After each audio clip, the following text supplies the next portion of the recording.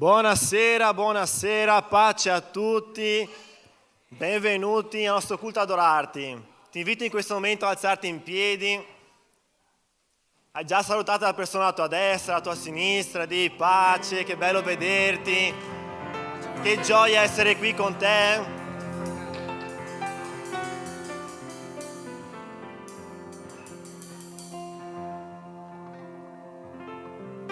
Davide nel Salmo 122 dice: mi sono rallegrato quando mi hanno detto andiamo alla casa del Signore. Oggi siamo qui nella casa del Signore, dove possiamo celebrare il nostro culto a Dio con libertà, con il nostro cuore e la nostra mente totalmente rivolta a Lui. Quindi ti chiedo in questo momento, chiudi i tuoi occhi e facciamo una preghiera per cominciare questo culto. Padre, eccoci qui, Signore, questa sera nella tua casa, in questa casa di preghiera, Signore, dove il tuo nome è invocato. Siamo qui, Signore, per celebrare il nostro culto, per cantare a te, per adorarti, Signore, esaltarti, benedirti, dichiarare quanto tu sei grande, Signore, quanto tu sei tremendo e quanto tu sei degno, Signore, di ricevere tutto l'onore, tutta la gloria, tutto il potere, Signore, perché tuo solo è il regno. Signore, benedici questo culto, tutto ciò che sarà fatto, ogni preghiera che ti sarà rivolta, ogni canzone che sarà cantata, la tua parola che sarà predicata, che tutto, Signore, sia sotto il comando, l'influenza del tuo Spirito Santo. Impadronisciti, Signore, di questo locale, prendi per te, Signore, tutta la gloria e tutta la lode. Onora te stesso, Signore, come il Dio di questo luogo, come il Dio di questa chiesa. Riempi, Signore, i tuoi figli di Spirito Santo, di potenza, di autorità, e permettici, Signore, di uscire di qui questa sera essendoci riempiti, Signore, della tua presenza.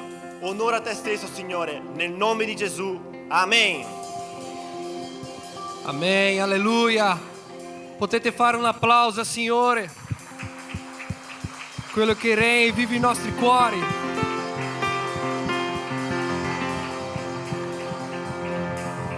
Siamo nella presenza del Signore e dobbiamo allegrarvi, perché davanti alla presenza del Signore dobbiamo essere allegri, gioiosi, così come gli angeli davanti al Signore. Noi questa sera faremo una bella festa al Signore.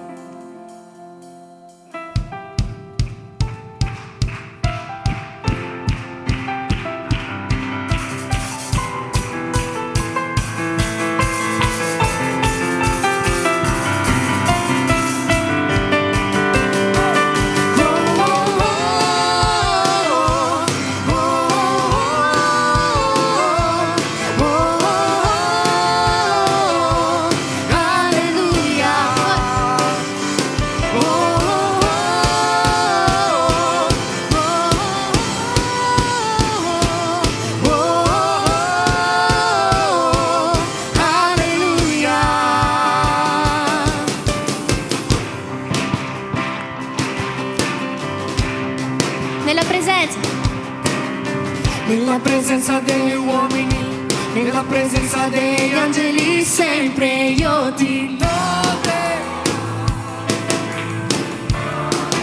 Anche se sono in guerra, anche se sono in guerra, celebrerò la mia vittoria, io ti loderò.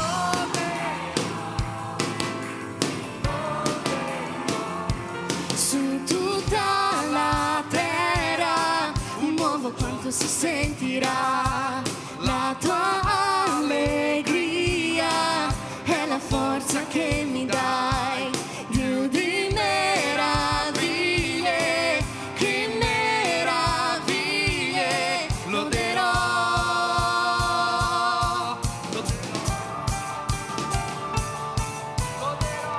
Io entro nella tua presenza, riceverò il tuo potere, e quanto più il tempo passa, io voglio te.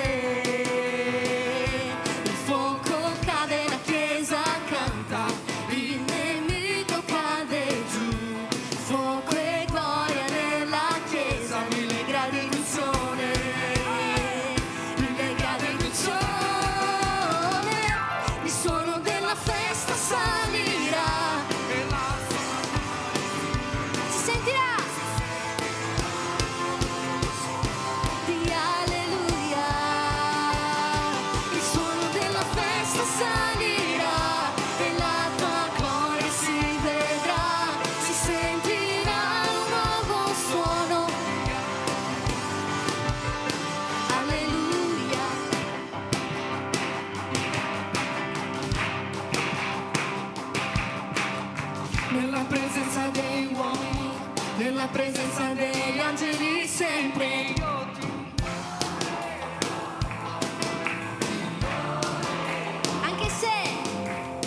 Anche se siamo in guerra, celebrerò la mia vittoria, io ti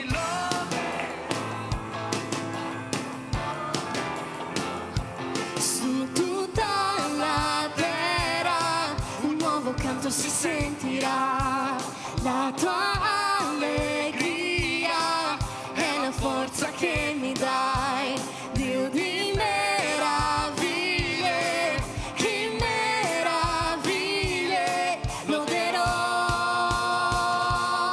loderò, loderò.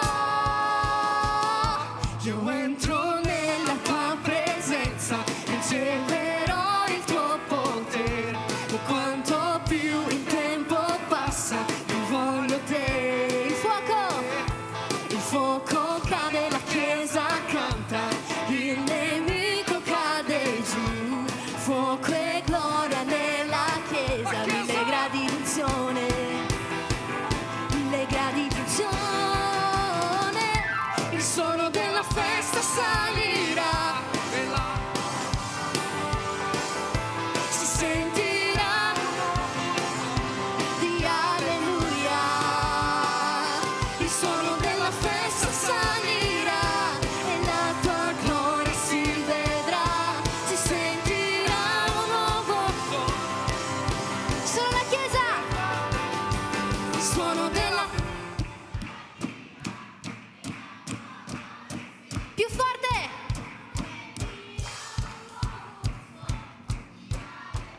di nuovo, il suono della festa. si sentirà.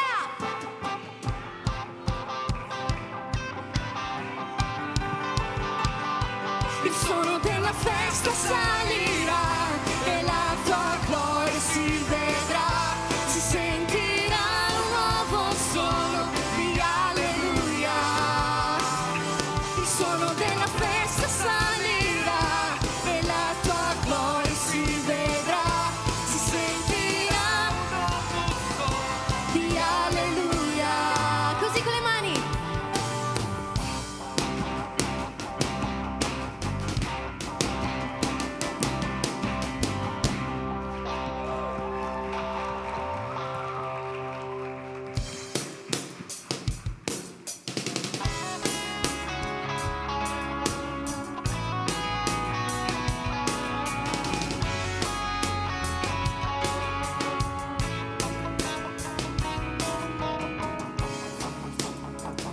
Io rimarrò, il tuo sguardo mi incontrò. Dichiara io sono tuo, Io sono tuo, vicino a te io rimarrò, il tuo sguardo mi incontrò. Io sono tuo, fuoco nei tuoi occhi. mi ha fatto innamorare, bruciando Tutti gli altri amori, bruciando, bruciando tutti gli altri amori, fuoco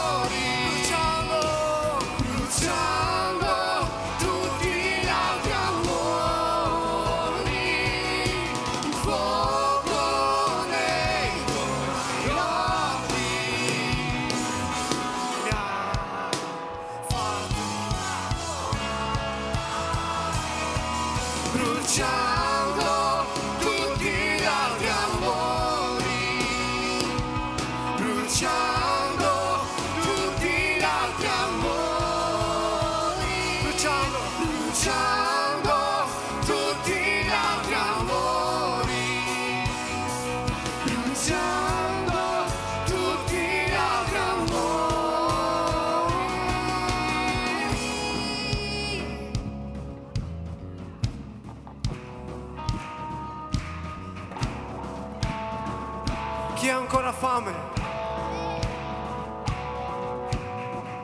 Io ho ancora fame, c'è ancora della legna.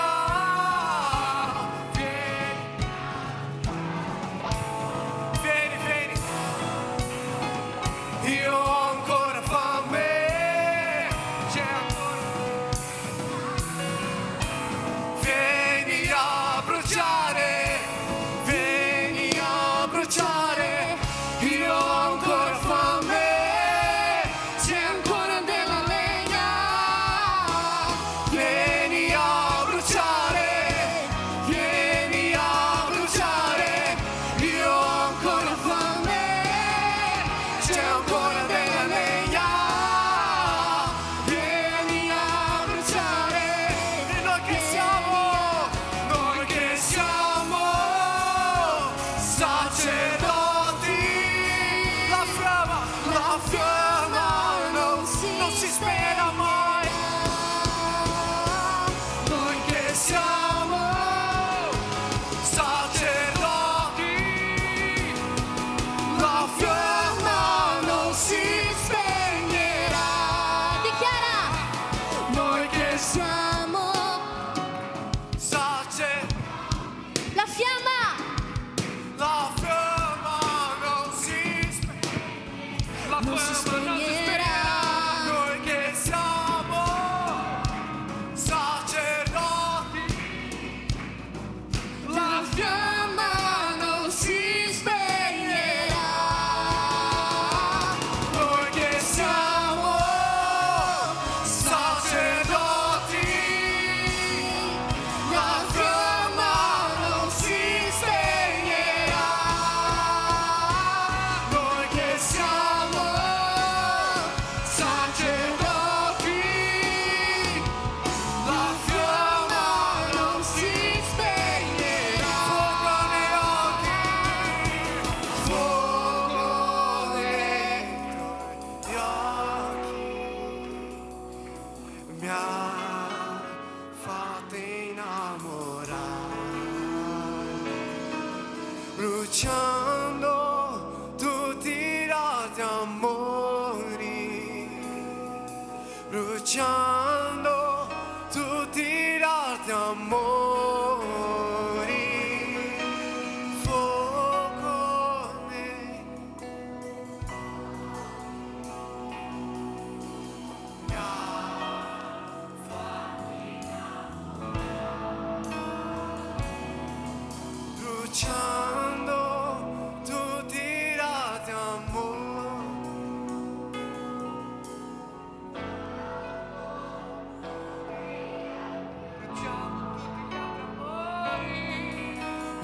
Bruciando tutti i rati amori, bruciando tutti i rati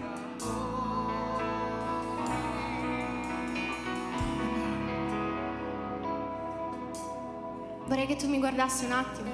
Adesso ti farò una domanda. Chi qua si è mai innamorato nella vita? Alza la tua mano. Ti sei mai innamorato nella tua vita? Che sia per tuo figlio, che sia per tuo marito, il tuo fidanzato, tua moglie. Noi sappiamo cosa vuol dire amore. E l'amore di Dio per noi è così. Quando l'amore di Dio entra nel nostro cuore, Lui brucia ogni altra cosa. Perché? Perché non c'è più spazio per amare altre cose.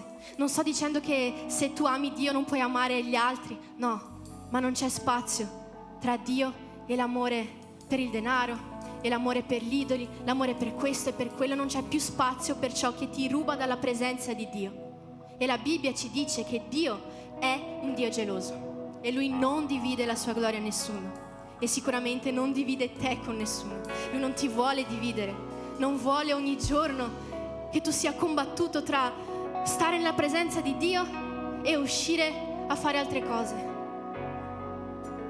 Non sto dicendo che tu non devi uscire, che tu non devi avere degli svaghi, ma sto dicendo che noi dobbiamo posizionarci nella presenza di Dio ogni giorno. Dobbiamo imparare a dire no a certe cose e sì ad altre. Dobbiamo imparare a dire di no a ciò che il mondo ci offre e sì a ciò che la presenza di Dio ci vuole offrire. E l'amore di Dio è questo. l'amore di Dio brucia ogni altro amore di idolatria nel nostro cuore. Tu credi che Dio è un Dio geloso? Tu appartieni a Dio. Non dividere il tuo cuore con altre cose. Non dividere il tuo cuore, non dividere il tuo amore con altre cose. Il tuo cuore deve essere di Dio. Io sono del mio amato e il mio amato è mio. E il suo fuoco che questa sera possa bruciare ogni briciola di idolatria che c'è ancora in te. E a volte non ci accorgiamo di cose che sono idolatria. Ho già detto questo varie volte, ogni volta che noi scegliamo di spendere un'ora in meno con Dio per stare di più al telefono, di stare di più con altre cose, questo è idolatria. Ogni volta che noi rinunciamo a stare con Dio per stare con altre cose, nel nostro cuore si forma un'idolatria.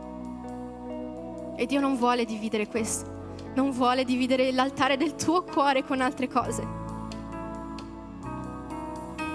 Il fuoco nei tuoi occhi Fatto innamorare, e ha bruciato, bruciando tutti l'altri amore.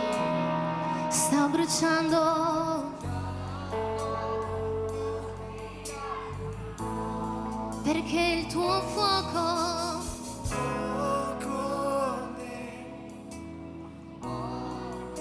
mi ha fatto innamorare. Fatto innamorare, Bruciando ogni altro amore.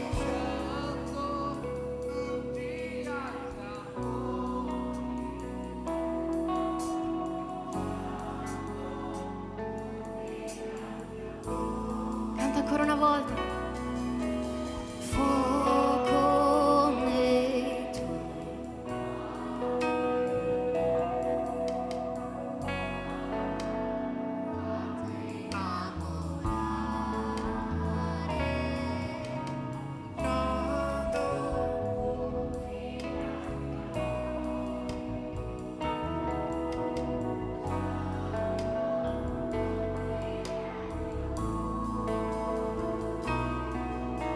Fuoco nei tuoi occhi.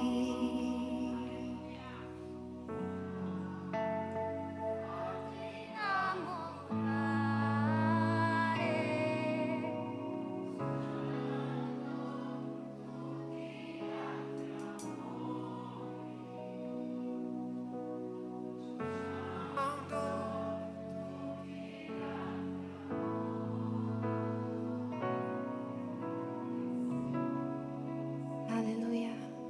Possiamo fare un grande applauso al Signore in questo momento. In nome di Gesù io credo che il fuoco dello Spirito Santo sta bruciando nei nostri cuori e bruciando ogni altro amore che non ci appartiene. Adesso noi dichiareremo: siamo ai tuoi piedi, Signore, per donarti tutto ciò che abbiamo, tutto ciò che noi siamo. E ricevi, Gesù, tutto ciò che noi abbiamo da offrirti.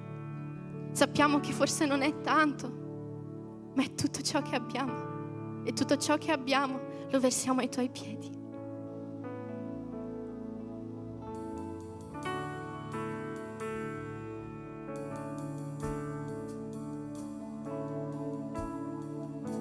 Sono ai tuoi piedi per donarti tutto ciò che sono, tutto ciò che ho.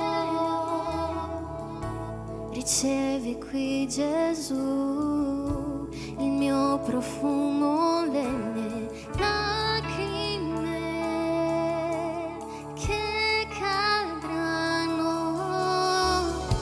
e basta uno sguardo al tuo viso. Mi hai perdonato quando io ti ho visto, e tutti i miei tesori li verserò davanti a te.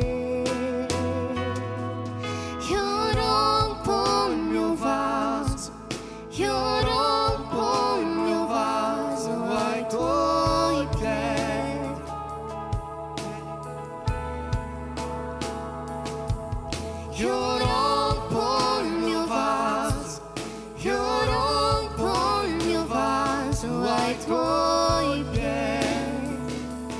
piedi del mio amato.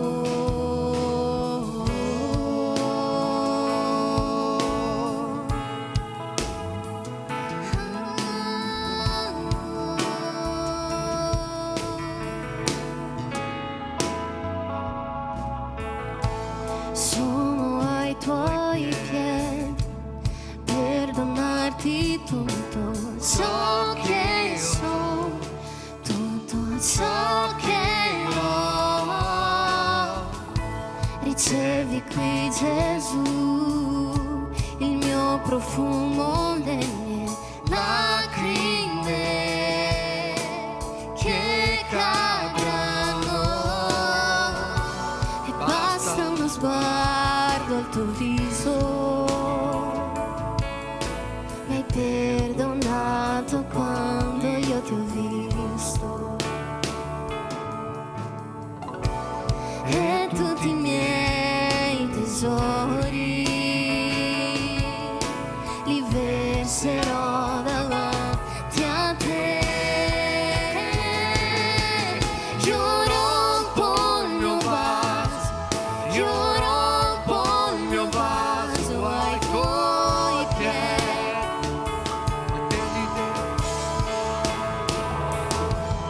Io rompo il mio vaso, io rompo il mio vaso ai tuoi piedi, ai piedi del mio amato.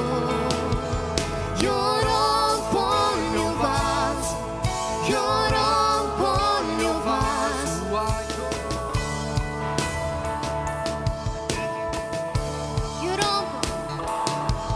Io rompo il mio vaso, io rompo il mio vaso ai tuoi piedi,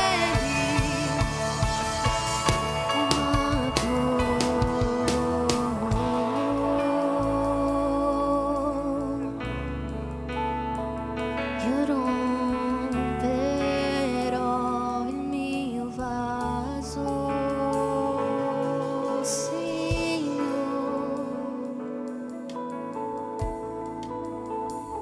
Io romperò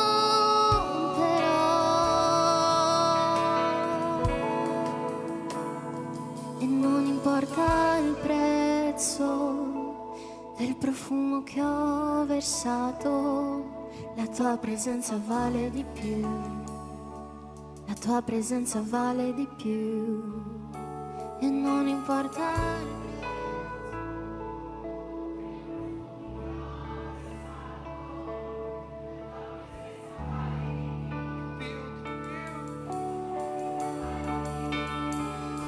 e non importa il prezzo del profumo che ho versato, la tua presenza vale di più, la tua presenza vale di più e non importa il prezzo del profumo che ho versato, se la tua presenza vale di più, molto di più, la tua presenza vale di più e non importa il prezzo del profumo che ho versato,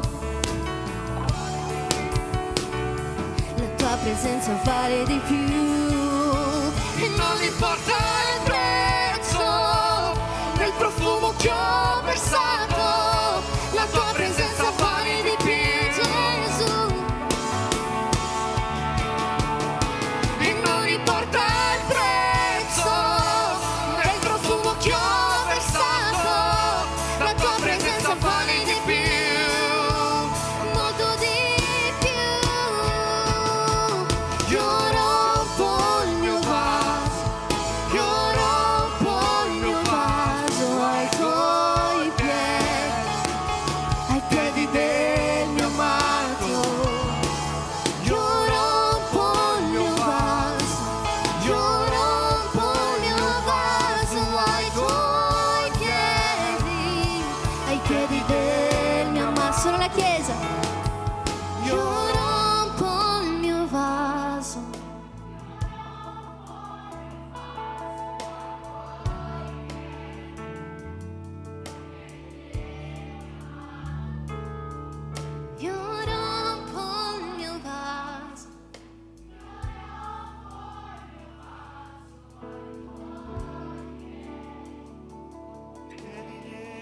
E non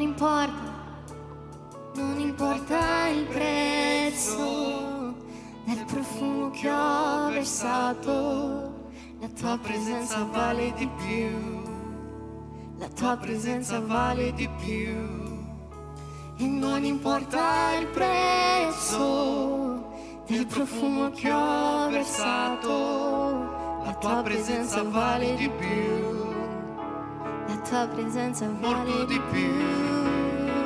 E non importa il prezzo del profumo che ho versato, la tua presenza vale di più, Gesù, la tua presenza vale di più. E non importa il prezzo del profumo che ho versato, la tua presenza vale di più, molto di più. La tua presenza vale di più. Io rompo il mio vaso, io rompo il mio vaso ai tuoi piedi, ai piedi del mio amato. Io rompo il mio vaso,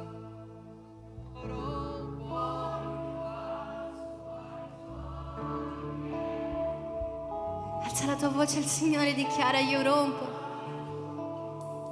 Io rompo il mio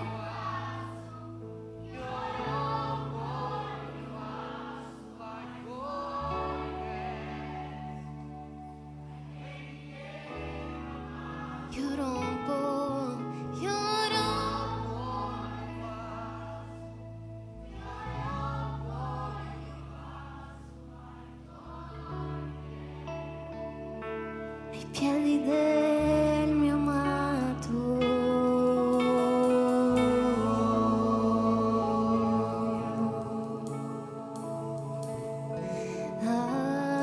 Ai tuoi piedi, Ai piedi del mio amato. è qui che tu mi troverai, Gesù. Io sarò qui ai tuoi piedi, Signore. Non importa il prezzo, non importa il prezzo, io lo pagherò. Perché la tua presenza vale molto, molto di più, Gesù.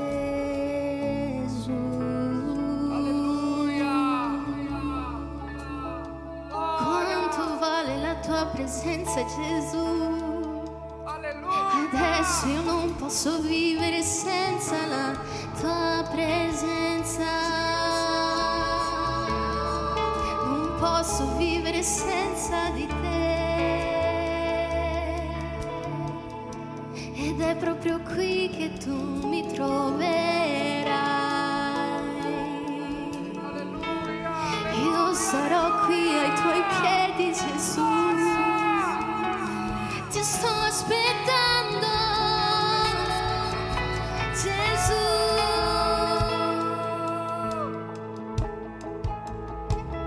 Io sono qui. Io sono qui.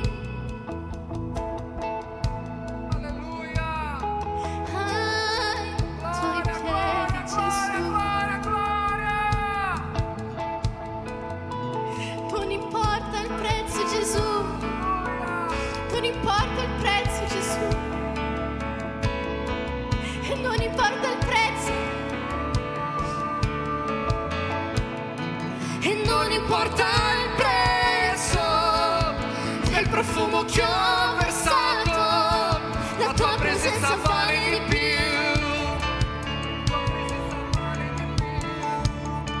E non importa il prezzo del profumo che ho versato, la tua presenza vale di più. E non importa il prezzo del profumo che ho versato, la tua presenza vale di più, Gesù, la tua presenza vale di più. E non importa il prezzo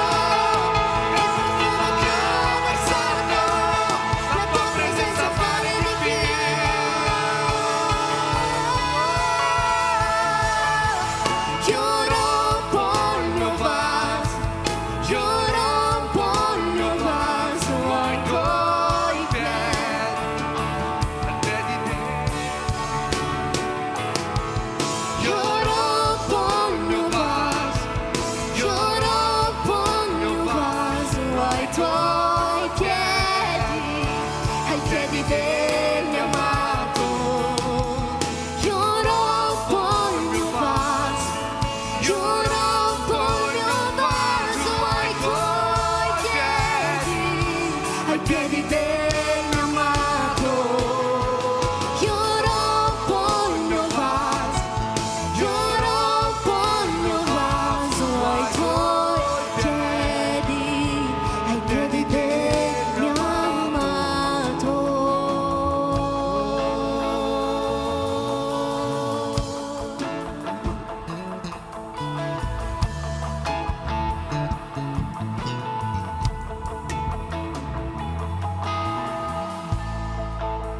Alleluia, facciamo un grande applauso al Signore, Lui è degno. Alleluia! Più forte! È a Dio! Alleluia!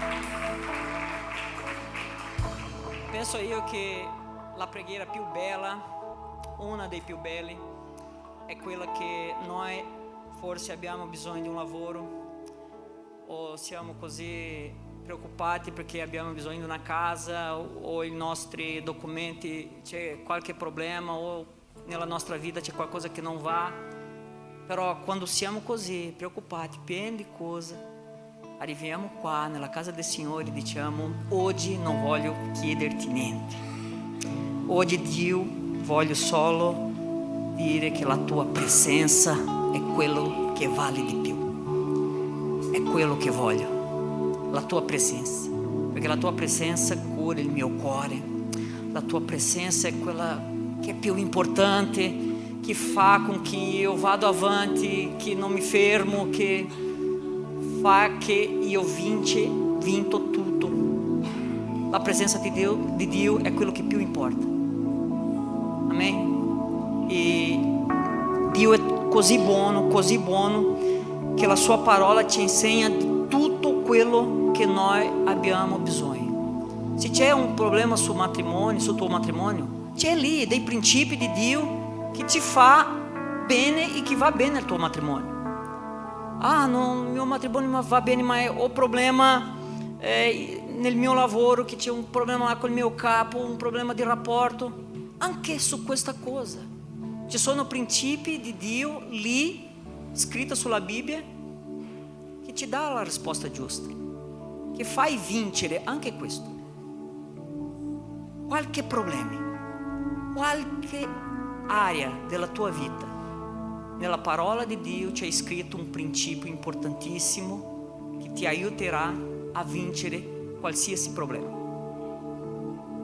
E non è diverso con questo discorso sulla offerta, su soldi. Questa area nella nostra vita così importante, è anche importante per noi, perché noi lavoriamo con soldi, no? E quando abbiamo un problema su questo discorso, anche questo, c'è dei principi di Dio che ci fa vincere questo problema. Io volevo lasciare qua un testo della parola di Dio. Potete sedervi, per favore?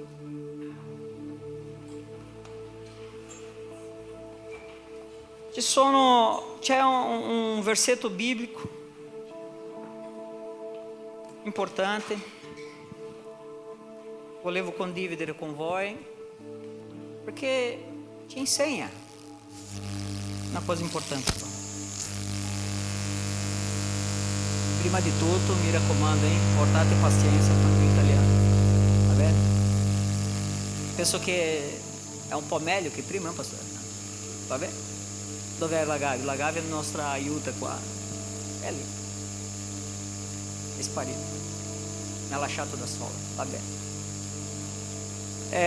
Seconda lettera ai Corinzi, capitolo 9,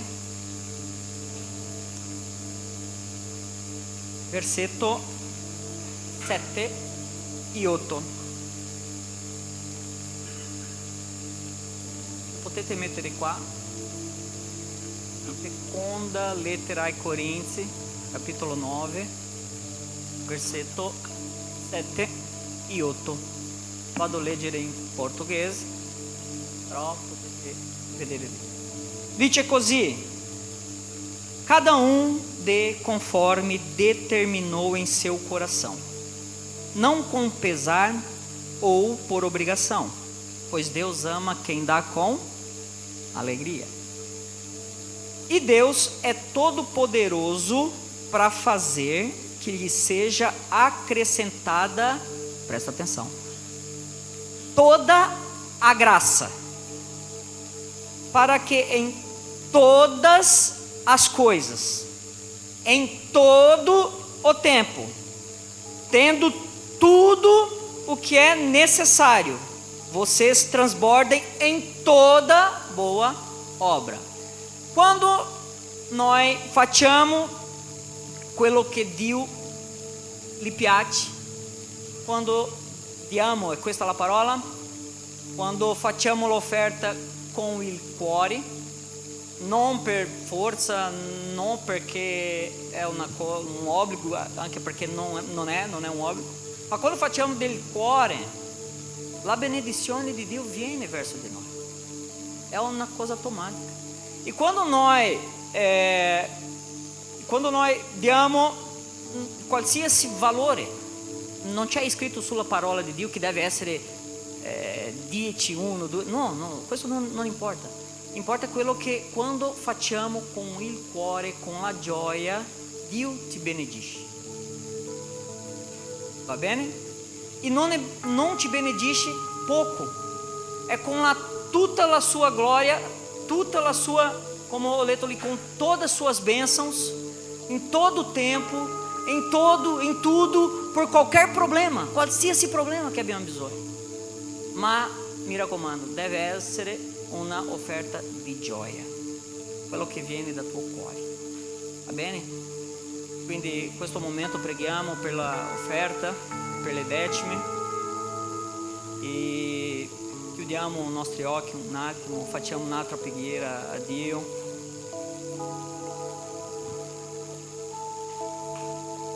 Il principio dell'offerta è il cuore. È il cuore. Amém?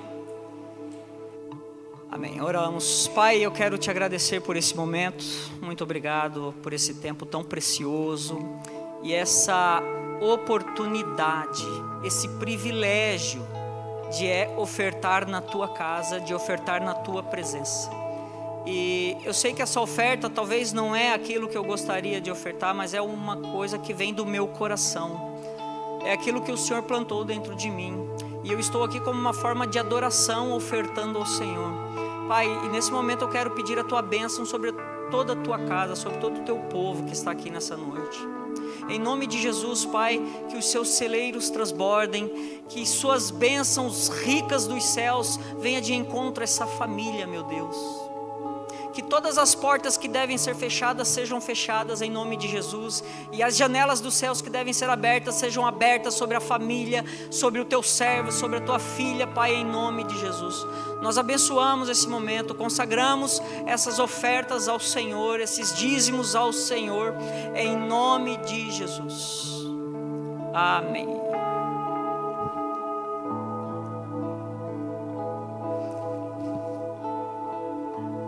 Mentre portate qua le vostre offerte, voglio fare qualche avviso. Qualche avviso? Grazie mille. Così si impara. Grazie mille, caro. Ci vediamo dopo. Qualche avviso? Qualche avviso.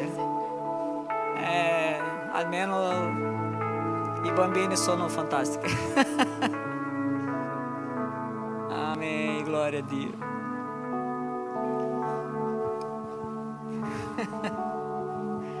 Aleluia. Grazie.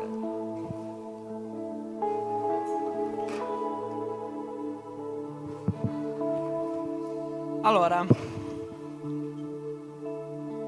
abbiamo qualche avviso alla Chiesa. Eu volevo parlare sul primo, che succederà domenica 28 aprile alle 15:30 qua in chiesa, che sarà la domenica del Kids, e pré-teens. Guarda ali. Sarà un momento fantastico con i nostri bambini qua. Io porterò la mia bambina qua perché io so che avremo qua una parola di Dio benedetta, avremo qua lode, giochi e sarà un tempo fantastico, un tempo bellissimo. Non perdere l'opportunità di benedire i tuoi figli. Sarà un tempo bellissimo, sono sicuro di questo. L'altro avviso, per ricordare, 28 aprile, domenica 15:30 qua in chiesa. L'altro avviso è, questo è importante, anche questo è importantissimo. Seguitemi, eccolo, iscrizione aperte per il corso Seguitemi. Se hai voglia della opera di Dio, se il tuo cuore brucia per la opera di Dio, se ti piace fare, se vuoi essere disponibile a Dio, se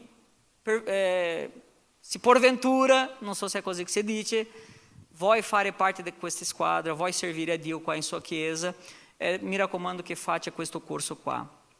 A me è stato bellissimo, è stato fantastico perché ho imparato tantissimo con i nostri pastori, con tutta la chiesa che era lì sul gruppo, sulla classe e tutti quanti. Non perdere tempo, mi raccomando. È un corso per quello che ama a Dio e ama la sua opera. Va bene? Amém? Allora, l'ultimo avviso, mettili. Fusion Camp. No, un attimo. Parlerò un'altra volta e vediamo come. Nostro Fusion Camp. Così mi piace. Guarda, abbiamo iniziato la pre-iscrizione del nostro Fusion Camp. La pre-iscrizione succederà entro il 5 giugno. Cosa sarà il Fusion Camp? Sarà un incontro o un ritiro, come vuoi, con il nostro giovani e il nostro teens. Sarà un 27, 28 e 29 di giugno, 2 giorni e mezzo lì. Io sento in mio cuore, sento in mio spirito che sarà un tempo di potere di Dio, dove Dio sicuramente verserà su di noi la sua presenza, la sua gloria e non saremo lo stesso, è così? Non saremo lo stesso che prima, sono sicuro. La mia vita, tutta la mia vita, anche della mia moglie, mai abbiamo perso un'opportunità di questa, mai. E tutto quello che è successo in questi ritiri che abbiamo fatto, ogni volta siamo usciti di là pieno della gloria di Dio, pieno della presenza di Dio. E sarà così, sarà un momento in cui voi, tutti quelli che sarà là insieme a noi, sarà pieno della presenza di Dio, sarà un tempo della presenza di Dio, della manifestazione della presenza di Dio.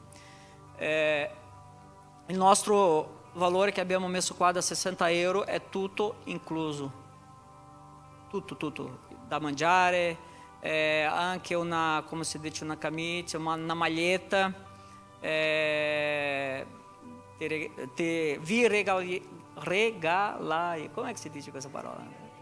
Quella lì, te regaleremo, ma più o meno, una maglietta, un diario, un blocco note, però questo non sarà più importante. La cosa più importante là sarà la presenza di Dio, sicuramente. Per quello abbiamo bisogno che faccia la tua iscrizione qua, entro il 5 di giugno, che così ci organizziamo meglio. Va bene? Avete capito tutto? Adesso una nota qua per l'italiano, 5, 2, 4. Va bene, dai, scherzo. Quale? 10? Questo cuore è pieno della gioia di Dio. Va bene, dai. Va bene? Ho dimenticato qualcosa? Tutto a posto? Amen. Adesso volevo invitare qua il nostro amato pastore che ci porterà una parola direttamente da Dio al nostro cuore. È in nome di Gesù.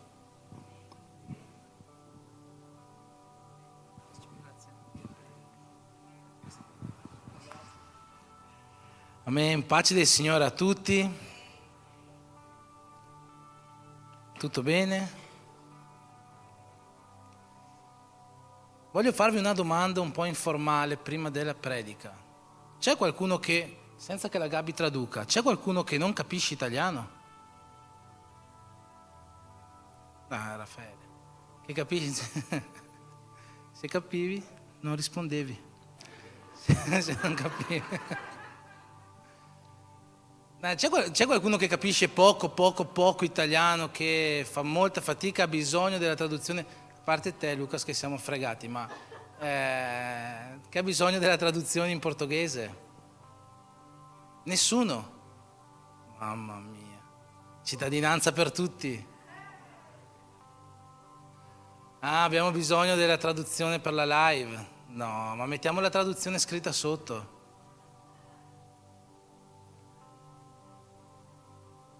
Hai conosciuto la libertà e la libertà ti ha liberato, la verità ti ha liberato. No dai, facciamo senza traduzione, cosa dite? Va bene, proviamo, vediamo cosa succede. Mamma mia, mi sento molto gioioso, libero, anche tu ti senti libera, no? Bene, senza traduzione, che bello. Facciamo una preghiera allora per cominciare questo momento.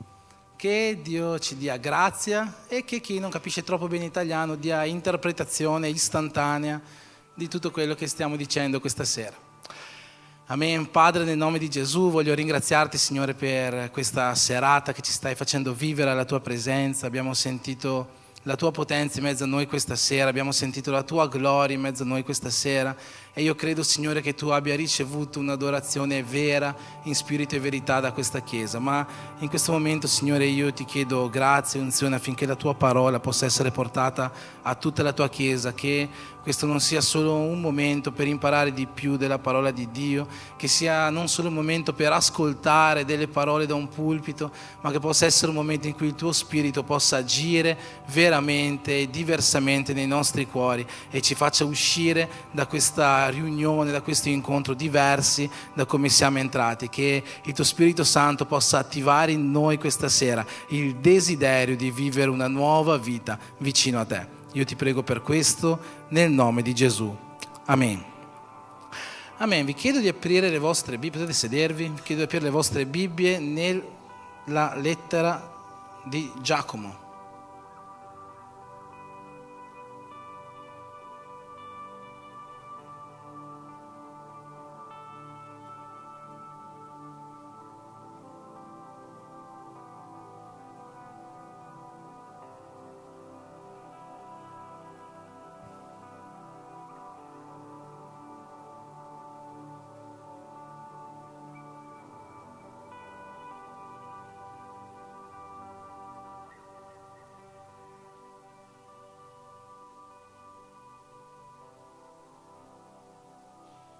Amen.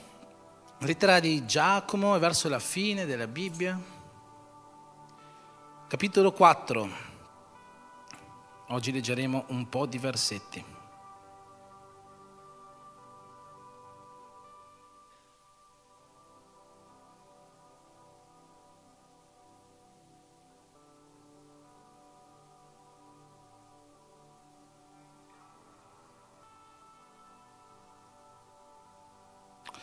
Amen. Dice così la parola di Dio. Da dove vengono le guerre e le contese tra di voi? Non derivano forse dalle passioni che si agitano nelle vostre membra? Voi bramate e non avete, voi uccidete e invidiate e non potete ottenere, voi litigate e fate la guerra.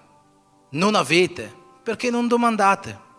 Domandate e non ricevete perché domandate male per spendere nei vostri piaceri. O gente adultera, non sapete che l'amicizia del mondo è inimicizia verso Dio? Chi dunque vuole essere amico del mondo si rende nemico di Dio.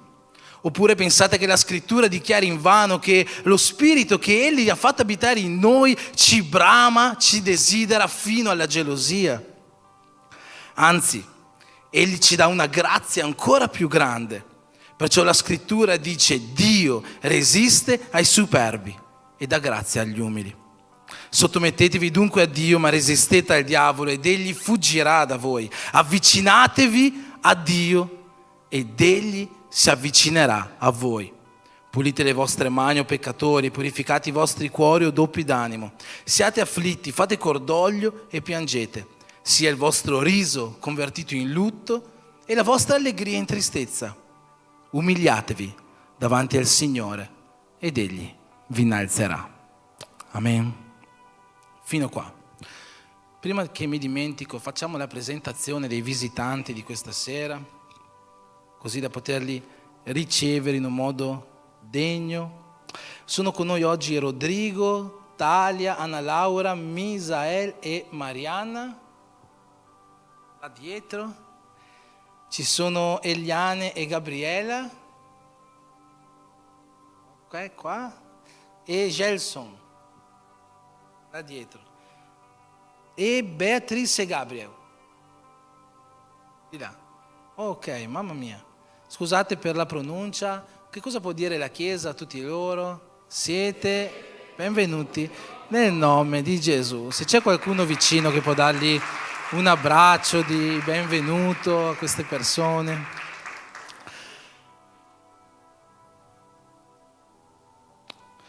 Amen. Avete capito quello che abbiamo letto in questi molti versetti? Più o meno?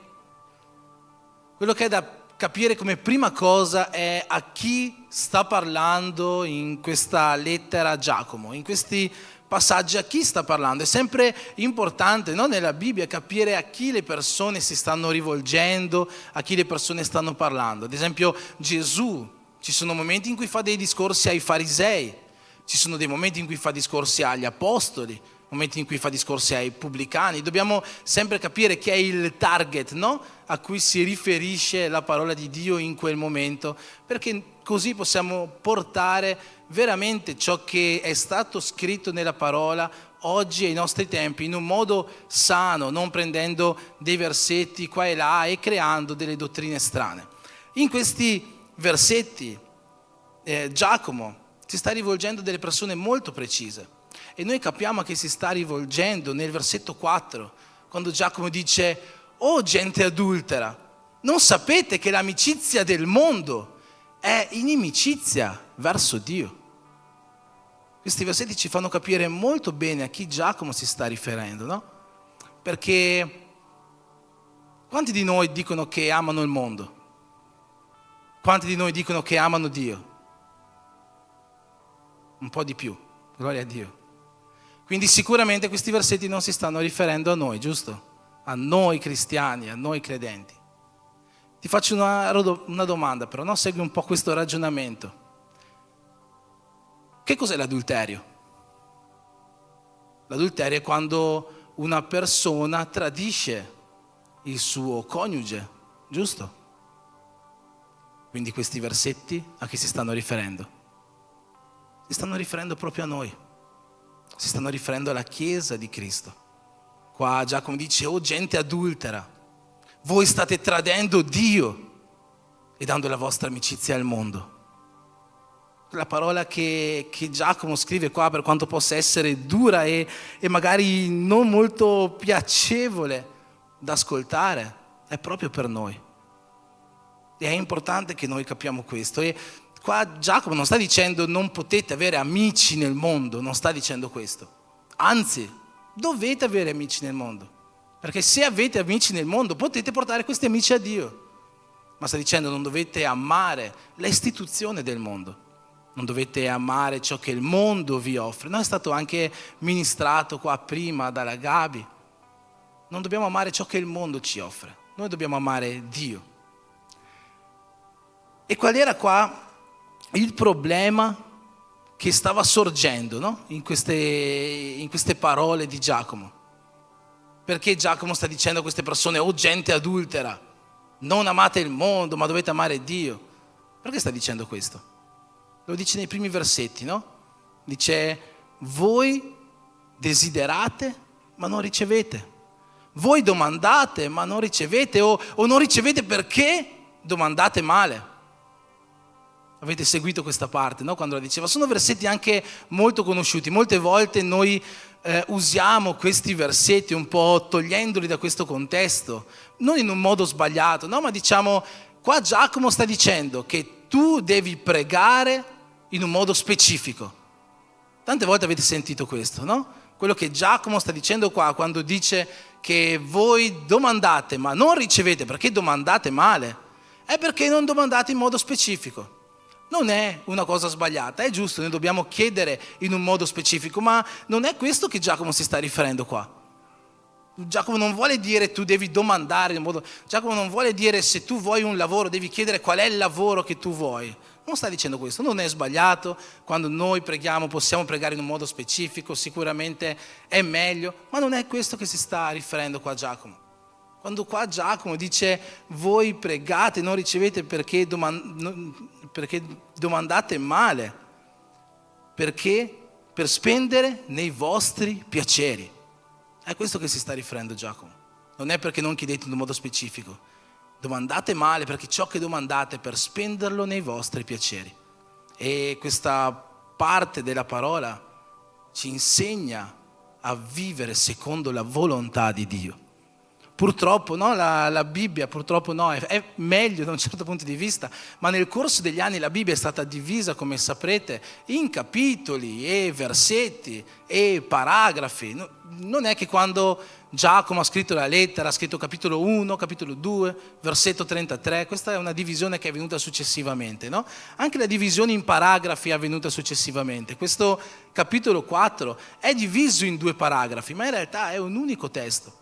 E tutto il capitolo 4 ci parla del perseguire la volontà di Dio. Infatti quando finisce questo discorso qua, Giacomo comincia a dire voi che dite domani andrò in quel paese, farò questo commercio in questo paese, poi farò questo e poi farò questo. State sbagliando nel dire queste cose, piuttosto dovreste dire se è volontà di Dio, io domani andrò in questo posto e farò questo e farò questo e farò questo. Quello che Giacomo ci sta insegnando qua è di fare, di perseguire quella che è la volontà di Dio. Non è che ci sta insegnando il modo in cui pregare, ci sta insegnando a pregare. Perché quando noi preghiamo, noi non solamente chiediamo a Dio qualcosa, ma nel momento in cui noi preghiamo, Dio anche fa sì che la sua volontà cominci a vivere in noi. Quando Gesù ha pregato nel Getsemani, se vi ricordate, prima di morire, e ha detto Dio, se è possibile, togli da me questo calice, togli da me questa crocifissione, no? Ma che sia fatta la tua volontà e non la mia. Qua in questa precisa preghiera la volontà di Dio stava venendo creata in Gesù. Quando noi preghiamo, noi non solamente chiediamo a Dio qualcosa, non solamente entriamo in intimità con Dio, ma anche quando preghiamo, Dio fa sì che la sua volontà cominci a vivere dentro di noi. E qua Giacomo sta dicendo proprio questo. Noi dobbiamo cominciare a vivere secondo la volontà di Dio. E va avanti dicendo che ha messo dentro di noi uno spirito che ci brama, che ci desidera fino alla gelosia. E è vero, dentro di noi Gesù, Dio ha messo lo Spirito Santo. È quello spirito che noi sentiamo quando stiamo facendo qualcosa di sbagliato. È quello spirito che noi sentiamo, che ci disturba quando andiamo dalla parte sbagliata. C'è scritto, no, nei profeti dell'Antico Testamento. Avevano detto, quando tu andrai a destra o a sinistra ci sarà una voce dietro di te che ti dirà, quella è la via da seguire. Questo Spirito Santo che vive in noi ci dice qual è la via da seguire, ci dice qual è la strada da seguire. Mi è piaciuto tantissimo, ovviamente non farò il nome, ma stiamo facendo il discepolato per il battesimo, no? Alcuni incontri in cui spieghiamo bene che cos'è il battesimo per quelle persone che stanno perseguendo questo cammino, no? E finché stavamo facendo questo discepolato, proprio nella prima lezione ho spiegato che cos'è il battesimo, partendo da Genesi, facendo tutta la storia del battesimo, no? E sono arrivato a parlare di ravvedimento. E dicendo che il ravvedimento è il primo passo che noi dobbiamo fare nella nostra camminata cristiana. L'abbandonare la nostra vecchia vita, l'abbandonare i peccati, i vizi, dedicarci interamente a Dio. Quando ho detto questa cosa, no, una persona ha chiesto di fare una domanda, no? Ha detto: guarda pastore, io penso che non sono pronto per il battesimo, perché non ho abbastanza intimità con Dio. Sento che non prego abbastanza, sento che non leggo abbastanza la Bibbia, sento che non mi dedico abbastanza. Ho provato a fare un digiuno, ma non sono riuscito a fare tutto quello che volevo fare.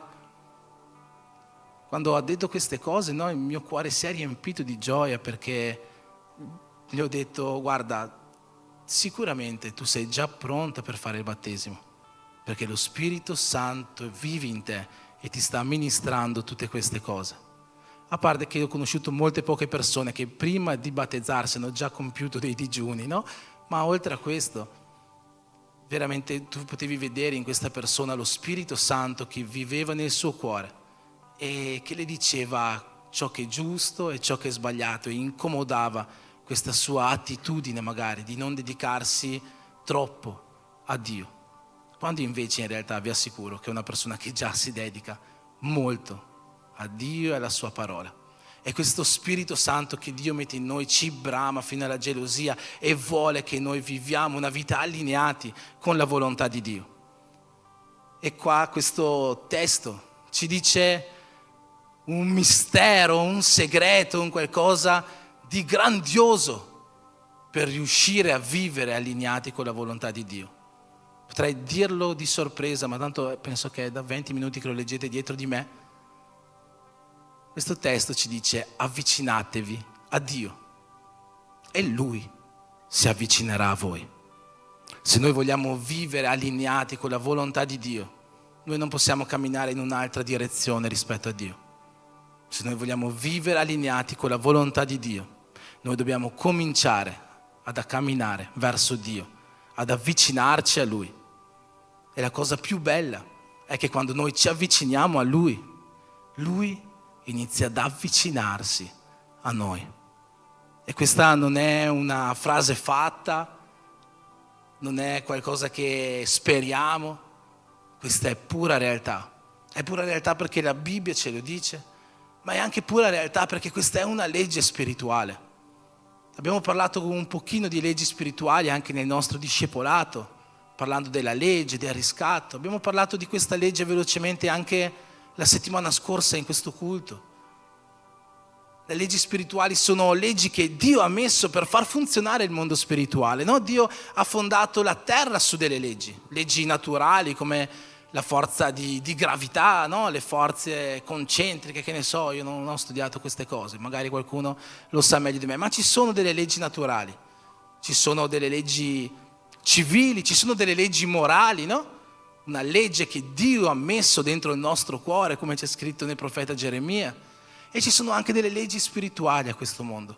E una delle leggi spirituali più conosciute è la legge della seminatura e della raccolta, che semplicemente dice che tutto ciò che si semina anche si raccoglie.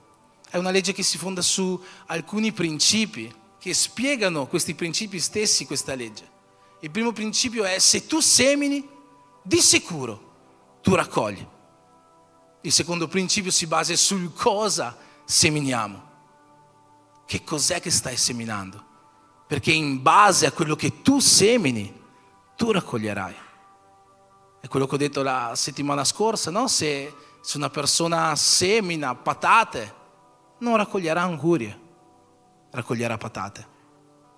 E questa è qualcosa che vale anche nel mondo spirituale e che vale nella nostra vita di tutti i giorni. Oggi noi vogliamo, no? Quanti sono genitori qua? Io sono papà. Oggi noi desideriamo che i nostri figli abbiano una vita in sicurezza, una vita retta, una vita integra, no? Posso dirti una cosa?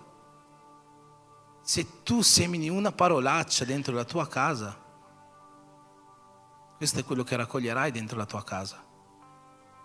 Se tu semini una risposta frettolosa verso tua moglie, verso tuo marito, i tuoi figli ascolteranno quella risposta e questo genererà un frutto dentro di loro che tu dovrai raccogliere prima o poi.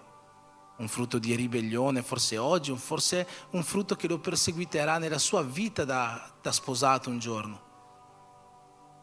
Tutto ciò che noi seminiamo, noi anche raccogliamo. Se noi seminiamo qualcosa di brutto all'interno della Chiesa, noi raccoglieremo questo. Se tu semini qualcosa di brutto all'interno del tuo lavoro, nelle amicizie, col tuo capo, in un tuo modo di gestire certe situazioni, tu raccoglierai questo. È vero che come si raccoglie il male, si raccoglie anche il bene. E così se noi seminiamo bene, se noi seminiamo una vita di preghiera, se noi seminiamo una vita secondo ciò che sono i principi della parola di Dio, noi raccoglieremo del bene. Dio ci farà raccogliere del bene. E questa è una legge spirituale. Non pensare che se è da tanto tempo che tu stai seminando e non vedi questo raccolto, se è da tanto tempo che tu stai seminando del bene, se tu stai seminando del bene nella vita degli altri, forse tu stai cercando di portare qualcuno a Gesù e tu vai sempre lì, gli dai una parola, gli mandi un messaggio, ma non vedi frutti. Non preoccuparti, i frutti arriveranno. Questa è una legge spirituale. Dio dice: io manderò la mia pioggia nella sua stagione. Non è compito tuo decidere quando la pioggia di Dio arriverà. Dio manderà la pioggia nella sua stagione. Il tuo compito è quello di seminare. E infatti quando è che dobbiamo seminare? Sempre. Sempre. Noi dobbiamo continuare a seminare. Non possiamo mai fermarci di seminare il bene o smettere di seminare il bene per cominciare a seminare il male, perché anche se hai seminato il bene tutta la vita, ma alla fine semini del male, tu raccoglierai anche quel male. C'è una storia nella Bibbia, la storia del re Ezechia. Il re Ezechia è stato un super re, uno dei più grandi re di tutta la Bibbia. Grandi nel senso, è stato un re che temeva Dio, è stato un re bravissimo, ha seguito le leggi di Dio, ha fatto tante riforme. Abbiamo già predicato più di una volta sul re Ezechia, no? La sua storia comincia il primo mese del primo anno del suo regnato, perché nel primo mese del primo anno lui ha cominciato a riabilitare il culto a Dio all'interno della nazione di Israele, no? Nella tribù di Giuda, nella nazione di Giuda. Il re Ezechia è stato un super re. Pensate, sotto il re Ezechia, Dio, sotto il governo del re Ezechia, Dio ha mandato un angelo su Gerusalemme che in una notte ha sterminato un esercito di 180.000 uomini che voleva attaccare Gerusalemme. La vita del re Ezechia è una vita di miracoli, è una vita di cose fantastiche. Perché? Perché lui ha seminato del bene tutta la vita e per tutta la vita ha raccolto cose buone. Finché un giorno il profeta Isaia, no? Sapete quel profeta che ha scritto quel libro gigantesco nella Bibbia? È arrivato a casa di Ezechia, vivevano nello stesso periodo, e gli ha detto: Ezechia, devi organizzare la tua casa, devi mettere a posto quello che non va nella tua casa, perché tra pochissimo tempo tu morirai. Vi assicuro che quando Isaia dava una profezia a quel tempo, quella profezia non c'era come pensare, si compierà, non si compierà, esaminiamo la profezia di Isaia. No, le profezie di Isaia erano perfette, no? E quindi Ezechia ci è rimasto un po' male, no? Diciamo che se l'è fatto un po' addosso. Allora appena Isaia è uscito di casa, Ezechia si è girato verso il muro, ha cominciato a piangere, a dire: Dio, no, ti prego, non togliermi la vita, ho fatto tante cose per te, ricordati di quello che ho fatto, no? E Dio ha ascoltato la preghiera di Ezechia e gli ha allungato la vita di altri 15 anni. tutto bene, no? Un altro miracolo, un'altra cosa buona di questa seminatura di Ezechia. Solo che c'era un problema, Ezechia aveva cominciato a seminare un po' male. Perché se quel giorno Isaia è andato a casa sua e gli ha detto: Ezechia, non state facendo confusione con questo Isaia e Ezechia, sono simili, se volete uno lo chiamiamo Absalom, per non farli andare troppo simili. E se quel giorno Isaia è andato a casa di Ezechia e gli ha detto: tu devi sistemare la tua casa, tu devi organizzare la tua casa, devi metterla a posto, vuol dire che non stava andando tutto bene in quella casa. E Ezechia non ha messo a posto quella casa. Dio gli ha dato 15 anni di vita, ma anche in quei 15 anni Ezechia non ha seguito quel consiglio di Dio. Sapete cosa è successo? Dopo 3 anni da quella salvezza che Dio gli ha dato, Ezechia ha avuto un figlio, un certo Manasse. La Bibbia ci dice che Manasse è stato probabilmente il peggiore re di tutti i tempi di Israele. C'era bagni di sangue in tutto il paese durante il suo regnato. Questo è successo perché quel giorno Ezechia ha cominciato a seminare male. Non ha seguito il consiglio di Dio di mettere a posto la sua casa. Un uomo che ha seminato bene tutta la vita e per tutta la vita ha raccolto benedizioni. È bastato che alla fine della vita seminasse male per fare nascere un frutto cattivo.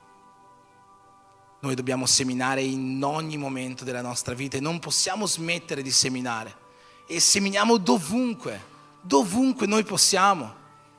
Molti dicono: ma non è vero, dobbiamo decidere dove seminare, no? Perché c'è quella parabola del seminatore che ha sparso il suo seme e un po' del seme è caduto sulla strada e gli uccelli l'hanno portato via, un po' del seme è caduto sulla terra con le rocce e non è riuscito a fiorire, un po' del seme è caduto in mezzo alle spine e le spine lo hanno stritolato. Quindi noi non dobbiamo seminare dappertutto, perché non tutti i semi andranno a buon fine. Ma Gesù in quella parabola ci dice proprio che il seme è caduto. Non dice il seminatore ha buttato il seme nelle spine, il seminatore ha buttato il seme sulla strada, no. Il seminatore ha seminato. E il seme non sempre cade sulla terra fertile. Ma nonostante questo, il seminatore non ha smesso di seminare. Ha continuato a seminare. E quel seme che è caduto sulla terra fertile ha portato un buon frutto. In questa legge della seminatura noi dobbiamo continuare a seminare dovunque possiamo. Se la tua seminatura è quella di portare il Vangelo, di parlare di Gesù, parla di Gesù dovunque sei, parla di Gesù con chiunque sei. Paolo dice a Timoteo: predica in ogni tempo, non fermarti di predicare, continua a predicare, continua a spargere questo seme, continua dovunque, non importa quello che succederà. Tu pianta, annaffia, perché Dio farà crescere. Questa è la parola di Dio. Lui ci penserà a fare crescere. Il nostro compito è quello di continuare a seminare. E così nel mondo spirituale noi abbiamo questa legge della seminatura e noi dobbiamo continuare a seminare, noi dobbiamo continuare a fare questo. E allo stesso modo, quando si parla di questo principio di avvicinarci a Dio, il nostro avvicinarci a Dio è la nostra semina. È il fatto che Dio a quel punto si avvicina a noi. Quello è il nostro raccolto. Noi dobbiamo avvicinarci a Dio affinché Lui si possa avvicinare a noi. E questa è una cosa bellissima, la promessa che se noi ci avviciniamo a Dio, Lui si avvicinerà a noi, è una promessa incredibile. Vi vorrei dire veramente, no? Gilson ha detto qua che la cosa più bella è la presenza di Dio, io sono convinto di questo, e vi vorrei dire che il fatto di avere Dio vicino sia semplicemente il fatto di avere la sua presenza. Vorrei veramente dirvi questo, non vorrei dirvi che avere Dio vicino significa anche avere benedizioni nella nostra vita, perché non sopporto quelle persone che vanno dietro a Dio solo per le benedizioni. Ma purtroppo vi assicuro che se noi andiamo dietro a Dio, se noi ci avviciniamo a Dio, Lui si avvicinerà a noi con le sue benedizioni. Dio benedice la vita di coloro che si avvicinano a Lui. Ha fatto qua l'esempio Gilson, no? Delle decime, delle offerte. Io credo moltissimo nel potere che hanno le decime. Quando una persona decima con gioia, decima con il cuore, Dio comincia a benedire la sua vita. Perché? La legge della seminatura e della raccolta.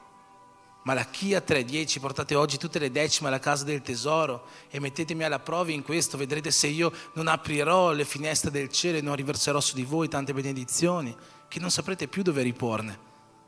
È una legge. Quando noi ci avviciniamo a Dio, anche in questo modo, Dio si avvicina a noi. Quando Paolo ricevette una volta un'offerta, no, da una chiesa, gli ha detto: guardate, sono felicissimo che mi avete dato questa offerta, sono veramente felice, contento, ma non sono felice perché ricerco i vostri doni, non sono felice perché voglio i vostri soldi. Sapete perché sono felice? Perché so che, visto che voi avete donato a me, Dio vi benedirà. Sono felice per voi e non per me. Quando noi facciamo qualcosa, noi sempre raccogliamo i frutti. E questo vale nel mondo spirituale. Quando noi ci avviciniamo a Dio, Dio si avvicina a noi.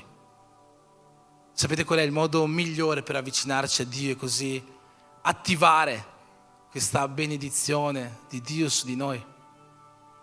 Pregando. Vorrei dirvi che fosse qualcosa di diverso, no? Se fai 3 capriole, Dio si avvicinerà a te. Mi ricordo una volta un mio amico che, quando uscivo con i miei vecchi amici, no? È uscito con un rosario cattolico. Ha detto: con questo rosario, se un rosario è, come si dice in portoghese un rosario? Rosario? Grande, quello della Madonna, no? Bravo. Se io faccio per 90 giorni questo rosario, Dio mi darà la salvezza. Bello. Questa era la sua credenza. Per 90 giorni ha fatto questo rosario. Non so se Dio gli ha dato la salvezza. Secondo me no, però secondo quello che dice la Bibbia non dovrebbe. Ma vi vorrei dire, no, che dobbiamo fare qualcosa di speciale per avvicinarci a Dio, ma no, quello che basta è la preghiera. Quando noi preghiamo, noi ci avviciniamo a Dio e noi siamo allineati con la sua volontà. Prima la missionaria Sandra ha raccontato una testimonianza incredibile in cui Dio gli ha messo nel cuore di pregare. Lei ha pregato, attraverso questa preghiera Dio ha compiuto immediatamente un miracolo di liberazione molto grande. Preghiera, la preghiera attiva Dio nelle nostre vite. Nel XVIII secolo più o meno, 1700, l'Inghilterra stava passando per una fase di cristianesimo molto, molto triste. C'erano molte chiese, ma erano molto vuote.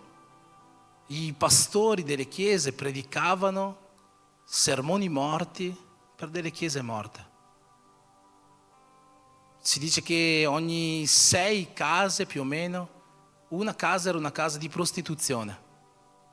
Stava veramente vivendo un periodo molto brutto. Però in Inghilterra in quel periodo c'era un gruppo di studenti dell'Università di Oxford che decisero di fondare un club per il risveglio dello Stato.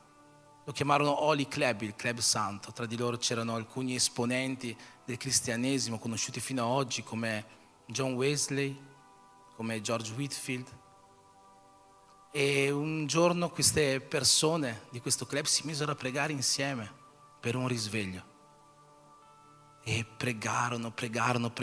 Dicono che più o meno alle 3 di notte il cielo si aprì su di loro e lo Spirito Santo si riversò su questo gruppo di persone in maniera sovrannaturale. Cominciarono a predicare il Vangelo in tutta l'Inghilterra, portando uno dei più grandi risvegli cristiani che sia mai esistito fino ad oggi. E tutto questo è nato dalla preghiera. Tutto questo è nato da persone che si sono avvicinate a Dio e Dio si è avvicinato a loro. Sapete, quando noi ci avviciniamo a Dio e Dio si avvicina a noi, inevitabilmente succede una cosa, che ci uniamo. E quando ci uniamo, il comandamento che Gesù ci dà è rimanete in me. Giovanni al capitolo 15. Io sono la vite e voi siete i tralci. Dimorate in me, rimanete in me e io dimorerò in voi. Voi non potete fare nulla senza di me. Rimanete in me. C'è chi dice che la vita cristiana sia una vita difficile. Posso dirvi una cosa? Che senza la preghiera, la vita cristiana è una vita impossibile, non è difficile. Senza la preghiera è impossibile, perché Gesù dice: senza di me voi non potete fare nulla, è impossibile. Dimorate in me. Quando un albero fa dei frutti, no? Ad esempio da un albero di mele, che cosa ci aspettiamo che produca? Mele. Molto bene. Era difficile, facciamo una più difficile. Da un albero di pere? Pere. Allora se Gesù è la vite, se Gesù è l'albero e noi siamo i rami e noi dobbiamo portare molto frutto per glorificare Dio, quali sono i frutti che noi porteremo? Se un albero di mele produce mele, se un albero di pere produce pere e se un ciliegio produce ciliegie, un albero di Gesù che cosa produrrà? Gesù. Persone con il carattere di Cristo, persone somiglianti a Cristo, persone che hanno Cristo nel cuore. Questo è quello che Gesù ci chiede di produrre oggi. Gesù ci dice: andate a fare discepoli, persone che devono assomigliare a Lui perché sono Suoi studenti. Gesù non ci dice andate a fare apostoli, andate a fare maestri, andate a fare chissà, no, andate a fare discepoli di Cristo, persone che assomigliano a Lui. Forse la nostra sorella Anna Maria conoscerà questa storia meglio di me. Forse, non lo so, i brasiliani qua quanto hanno seguito la storia europea degli ultimi anni. Prima del 2000, fino all'89 in realtà, in Romania c'era un presidente, un dittatore, Ceausescu, che ha fatto cose incredibilmente brutte, no? Nella nazione. Ha sterminato, ha fatto genocidi di persone. La Romania viveva una situazione economica impossibile, le persone facevano ore di coda per bere un litro di latte. È successo che proprio verso la fine della dittatura di Ceausescu, se non sbaglio era dicembre dell'89, mi sa il 15 dicembre dell'89, Ceausescu ha mandato un gruppo dell'esercito alla casa di un pastore evangelico per ucciderlo. E quando le persone della chiesa lo hanno saputo, erano una chiesa di più o meno 80 persone, sono andate a casa di questo pastore, hanno fatto un cerchio intorno alla casa, come per difenderla, no? Come se potessero difenderla. A quel tempo basta che una persona pensava diversamente da Ceausescu che poteva sparargli. Queste persone hanno fatto un cerchio intorno alla casa. E è arrivato un ragazzo, ha portato delle candele e in questo cerchio si sono accesi tutti quanti le candele, sono rimasti lì con le candele. È arrivato l'esercito e sono arrivati carro armati addirittura, no? Come se dovessero uccidere un super terrorista. E hanno cominciato a sparare su queste persone. Dopo pochi giorni, una di queste persone che si era salvata ha cominciato a girare per le strade della Romania, gridando: Dio esiste, libertà, Dio esiste, libertà. In quel periodo Ceausescu non era in Romania, era andato a fare una visita in Iran, per questo penso sia permessa di farlo.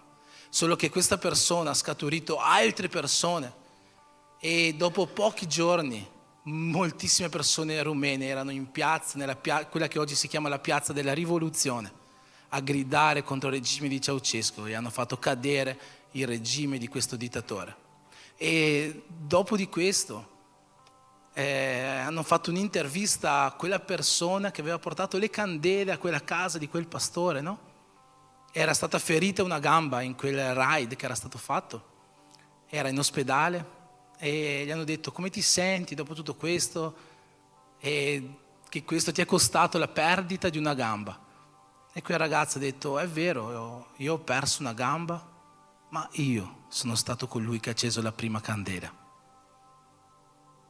Noi siamo i rami e devono portare frutto, e quel frutto deve essere un frutto somigliante a Gesù. Noi dobbiamo far sì che persone accendano candele intorno a noi. Dobbiamo essere i primi a portare questa speranza, i primi a portare questo Vangelo, i primi affinché persone possano avvicinarsi a Dio e a provare loro stesse che cosa significa quando Dio si avvicina a noi. Amen. Ci alziamo in piedi. Voglio pregare per voi.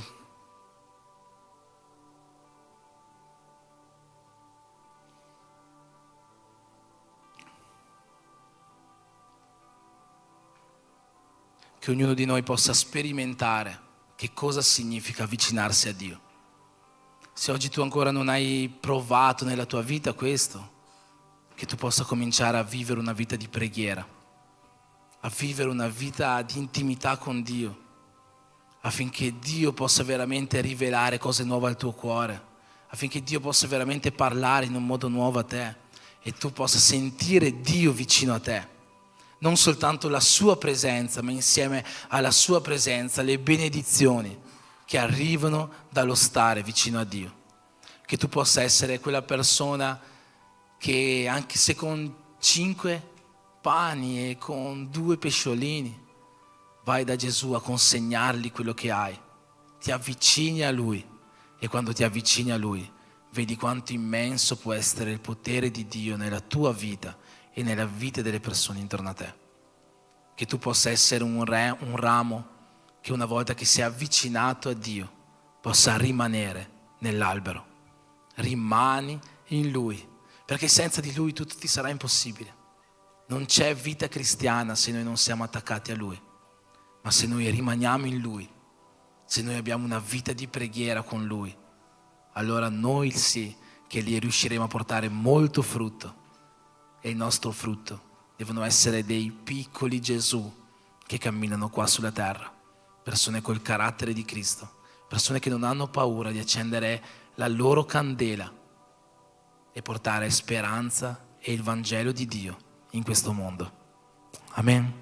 Preghiamo insieme. Padre, nel nome di Gesù io ti prego, Signore, di benedire la tua Chiesa oggi, la tua Chiesa che è qua oggi, Signore, per adorarti, per lodarti, e che in questo momento ha ricevuto una parola, Signore, una parola molto specifica, Signore, nei nostri cuori, una parola che ci chiede di vivere una nuova vita vicino a te, Dio. A tutti coloro che oggi ritengono di essere adulteri, oggi ritengono di essere lontani, oggi ritengono di amare il mondo più che te, Signore, che il tuo spirito possa parlare questa sera ai nostri cuori, che il tuo spirito che ci brama fino alla gelosia ci convinca oggi di peccato e ci riporti, Signore, sulla strada che tu hai preparato per noi. Io ti chiedo, Signore, che noi come tuoi figli riusciamo a vivere una vita allineati a te, alla tua volontà, per essere vicini a te.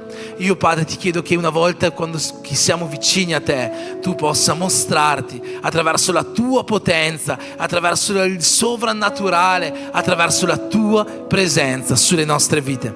Benedici, Signore, ogni persona qua presente, che ognuno di noi possa essere una persona che si avvicini a te, si unisca a te e rimanga in te, portando molto frutto nella sua vita e nella vita di molte persone intorno a noi. Io ti prego per questo, nel nome di Gesù.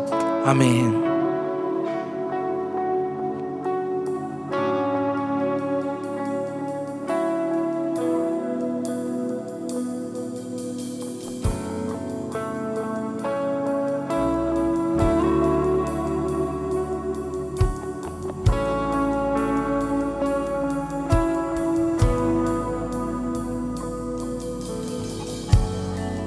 Io vivo una nuova canzone mi porta nella tua direzione,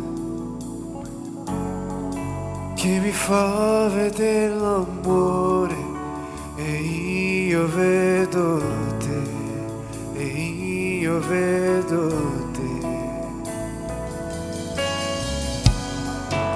Io vivo una nuova canzone che mi porta nella tua direzione, che mi fa vedere l'amore e io vedo te, e io vedo te.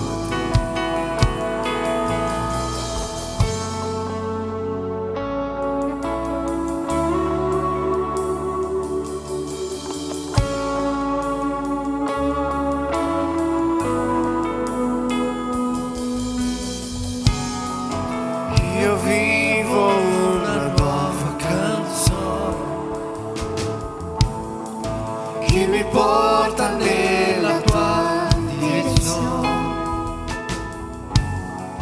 che mi fa vedere l'amore e io vedo te, e io vedo te.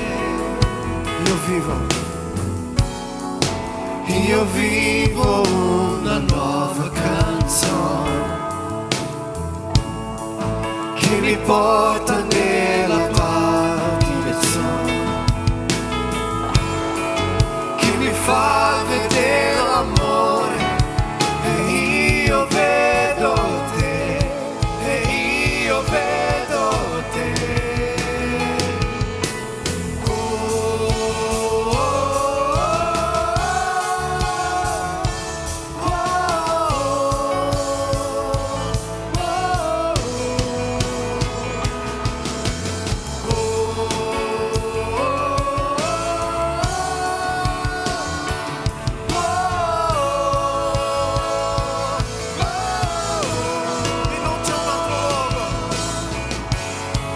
Non c'è un altro luogo che io voglio stare, perché solo tu hai parole di vita.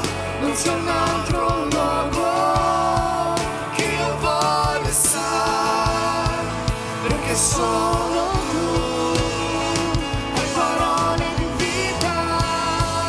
Non c'è un altro luogo perché solo tu hai parole di vita. Non c'è un altro luogo che poi vuole stare, perché solo tu hai parole di vita. Hai parole di vita.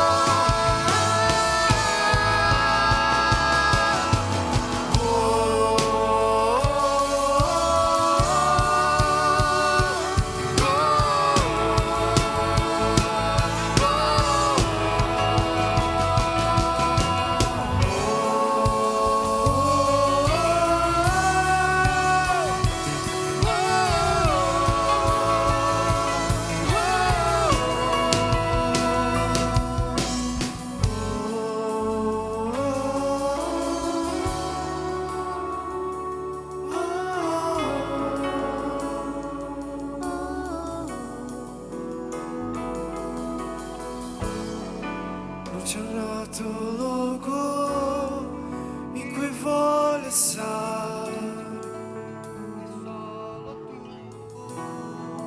hai parole di vita. Non c'è un altro luogo in cui vuole stare, perché solo tu hai parole di vita. E non c'è un altro luogo Che io voglio stare, perché solo tu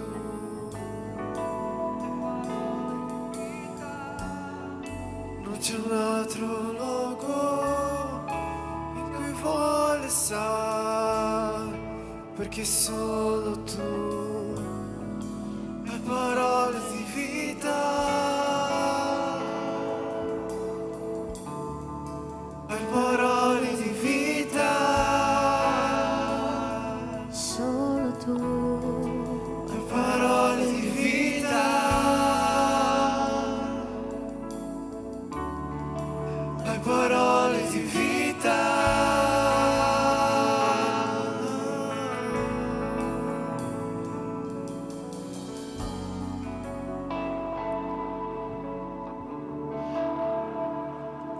Lo Spirito Santo di Dio, che Dio ha messo in te, Lui ti desidera. Lui ti desidera. Lui ti desidera fino alla gelosia. Dio non vuole che tu vivi una vita lontano da Lui. Dio non vuole che tu vivi una vita scappando da Lui. Dio ha una nuova storia per ogni persona che oggi qua ha bisogno di più di Dio nella sua vita. Dio ha una nuova storia per te che oggi ti senti lontano, per te che oggi ti senti debole, per te che magari oggi ti senti più amico del mondo che di Dio. Dio ha una nuova storia per te. Lui desidera che tu fai questo primo passo, avvicinati a me e io mi avvicinerò a te e ti farò vedere cose grandi, inimmaginabili. Io ti farò vedere cose che tu non puoi pensare, che tu non puoi immaginare, ti farò vedere infinitamente di più. Per questo motivo io voglio fare una preghiera per oggi qua. Se c'è qualcuno che oggi si sente lontano da Dio, questa è la tua occasione per fare questo passo verso di Lui. Nessuno è obbligato a venire qua davanti, ma se c'è qualcuno che vuole venire qua, che vuole fare fisicamente questo passo, che vuole fare vedere a Dio, che vuole ritornare a Lui con tutto il suo cuore, che sente questo Spirito Santo dentro di Lui, che oggi lo sta incomodando, gli dice vai, torna dal Padre. Il Padre ti desidera e vuole farti vedere le cose che tu non puoi immaginare. Finché la lode continua a cantare, aspettiamo qualche minuto, se qualcuno vuole venire qua, se no dal tuo posto io credo che Dio possa raggiungere ogni luogo attraverso la preghiera. Amen. Non c'è un altro luogo che cui vuole stare, perché solo tu hai parole di vita. Non c'è un altro luogo che io voglio stare, perché solo tu hai parole di vita. Non c'è un altro luogo che io voglio stare, perché solo tu, Gesù, hai parole di vita. Non c'è un altro luogo che io voglio stare, perché solo tu hai parole di vita. Hai parole di vita.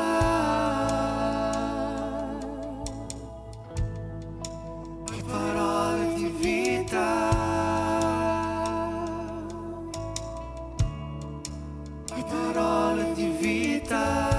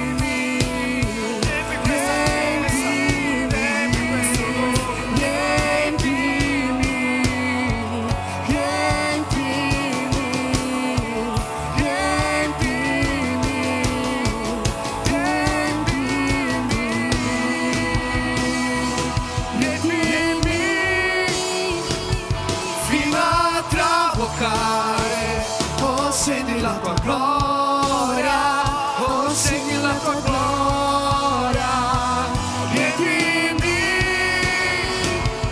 fino a traboccare, oh senti la tua gloria, oh senti la tua gloria, riempimi fino a traboccare, oh senti la tua gloria, oh senti la tua gloria,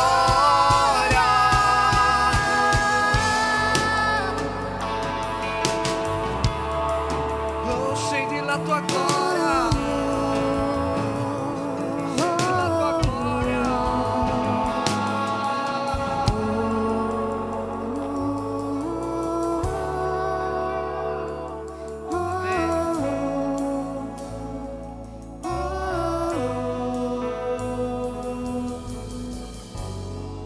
Non c'è un altro luogo che io voglio stare, perché solo tu hai parole di vita. Non c'è un altro luogo che io voglio stare, perché solo tu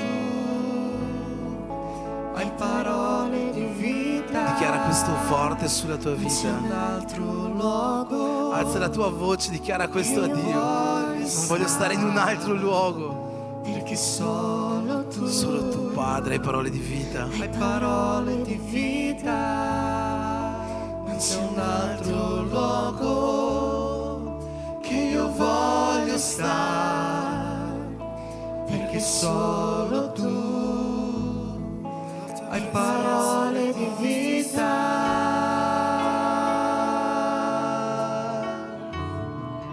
Hai parole di vita.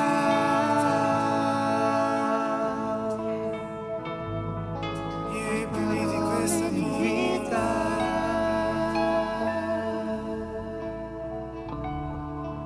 Hai parole di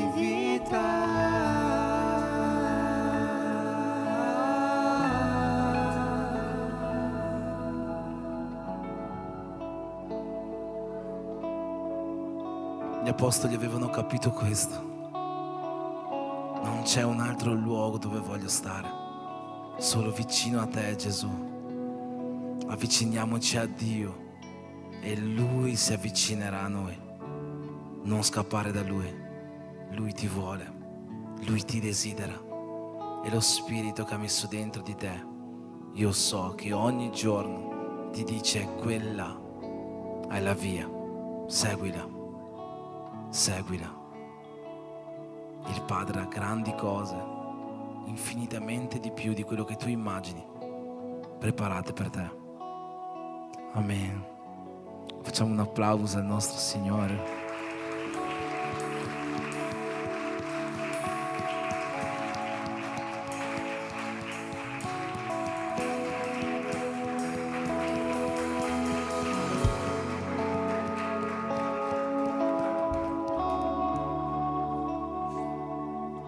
Amen. Stiamo quasi per finire, chiedo se possiamo accendere le luci. So che c'è Matteus che ha compiuto gli anni, vero, oggi?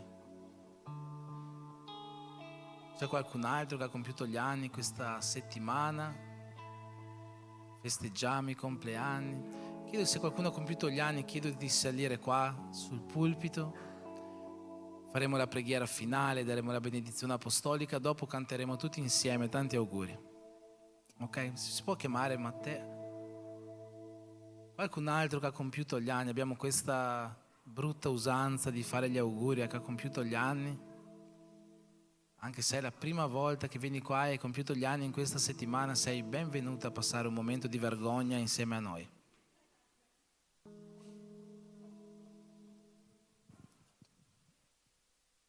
Amen.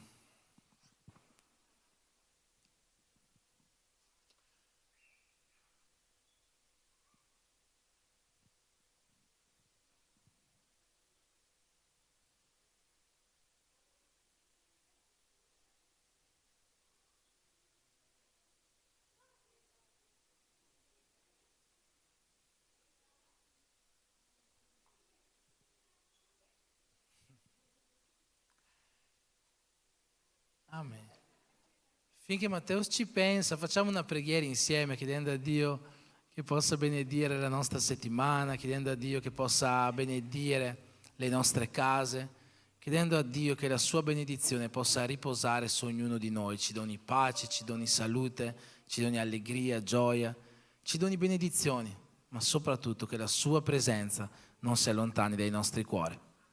Padre, vogliamo ringraziarti, Signore, questa sera. Io ti prego, Signore, per ogni persona qua presente e per ogni famiglia qua rappresentata, Signore.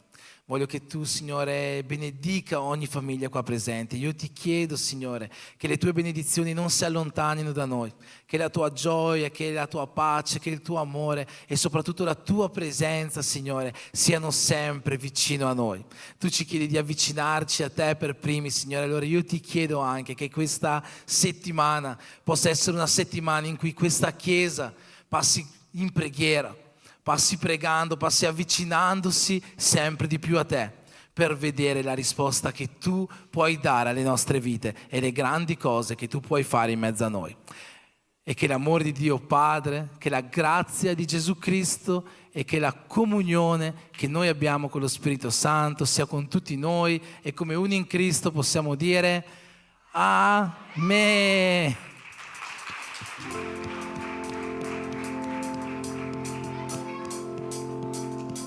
Suono della festa